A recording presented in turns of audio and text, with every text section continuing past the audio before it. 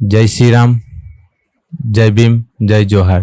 તો આપણે કલમ 16ની સમાપ્તિ થઈ ગઈ છે. તો હવે આપણે કલમ 17ની શરૂઆત કરે છે. તો 17ની કલમ શું કહેવા માંગે છે? કલમ 17 કાયદાનું મત અથવા તો હકીકત અંગેની ભૂલને લીધે કાયદાકીય રીતે બંધાયેલ વ્યક્તિ જો કોઈ કૃત્ય કરે છે તો કે કૃત્ય ગુનો નથી.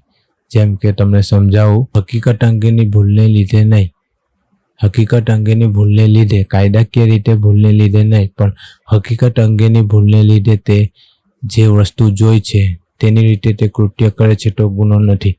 ઉદાહરણ તરીકે સમજાવું તો સુરેશ નામનો પોલીસ ઓફિસર ઉમેશને ખૂન કરતા જોઈ છે, પણ અહીંયા તે અધિકારી સમક્ષ ખૂનકર્તાઓને પકડીને લઈ જાય છે. ત્યાં જેની ખૂન કરતા હોય એવું કહે છે, પણ સબૂતોને પાછળથી એમ ખબર પડે છે કે ઉમેશ એ પોતાનો બચાવ કરી રહ્યો હતો, તો પણ જે લઈ જનાર વ્યક્તિ છે સુરેશ, એને કોઈ કૃત્ય કર્યું નથી. એ હકીકત અંગેમાં જેને જે એની નજરથી જોયું હશે તે ટાઈમે જે લાગ્યું હશે તે કહે છે. છતાંય પાછળથી ખબર પડે છે કે ઉમેશ તો એનો બચાવ કરતો હતો, છતાંય તે ઉમેશને ખોટી રીતે લઈ જવા બાબતે તે ગુનેગાર, સુરેશ એ ગુનેગાર નથી. સમજી ગયા ને? તો કલમ 17 પણ કોઈ ખાસ નથી, છે અનુભવી, આપણે જાણકારી રાખીએ એટલી યોગ્ય છે.